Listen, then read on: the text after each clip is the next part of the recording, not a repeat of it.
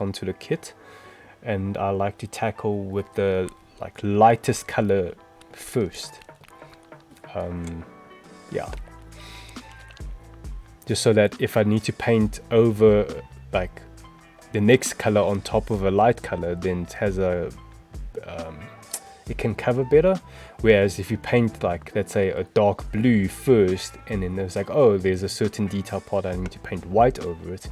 Now white, you know, going on a darker color, it's not going to be as strong coverage, so you're going to need more coats and just takes up more paint and more of your time. So I always like to think ahead. Yeah, just plan it out a little bit. Okay, let me quickly get hydrated quick.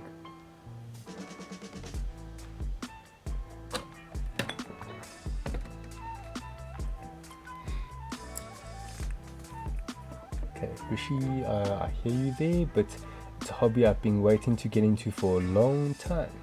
How long? Has it been like, what? A year? 5 years? 10 years? And how did you get, like know about the hobby, the GUNPLA? Is like from social media or from friends, or just curious? Vortex, what putty do you use? For this scenario, I was using the Tamiya putty. It's kind of my go-to. I've tried the Vallejo putty, but they feel a bit, how do I put it, like rubbery when they finish. So when I do sanding, they don't feel so good. Yeah. And Epic says, keen to see how you hand paint the maker colors. I was surprised how thin they are out the bottle. Yeah, well, you know, again, they are pre-thinned for airbrush. So I've did a bit of hand painting with them with my 30-minute submissions kit. Yeah, they just require a little bit more coats because they're not as they're a bit more thinned out already out the bottle. And Rishi says low around 5 years. Oh, okay. From social media, most my friends aren't into the hobby. I am. That's a shame. But hopefully you'll make some new friends within the hobby. Yay! I'm sure you have already.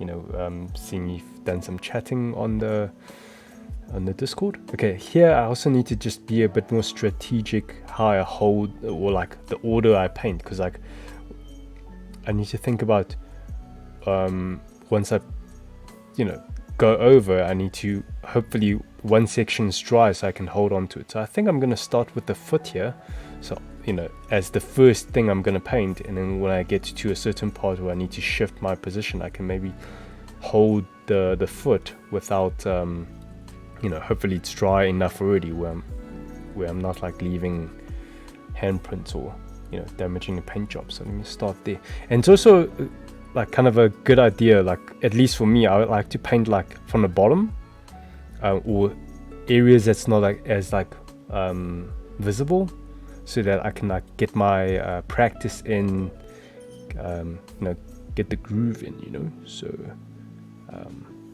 yeah. So again, I'm not gonna like care too much about brush strokes, and also coverage. So like, for example, the black shadowy parts, you'll see some of the black coming through after the first coat. But look, regardless, even by my third coat, I do want some of that black coming through just to create that shadow look. But yeah, don't worry too much about coverage for now. You know, just go over like 2 layers, for example. I wonder if I'll even be able, like, yeah, I'm really curious how much I can paint within one stream, especially if I need to do like at least 2 or 3 coats with this white.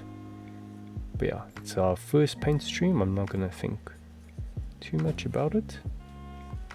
Just get familiar with it first.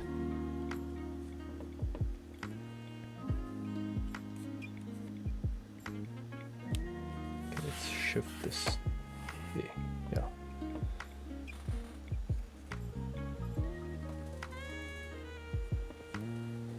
Check my posture.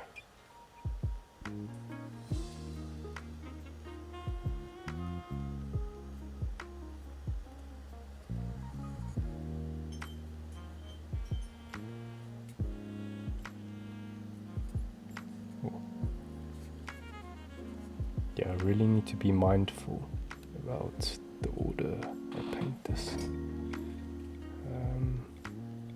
So just trying to remember the colors. Yeah, there's gonna be blue, that's fine. Okay, I'll paint this leg here.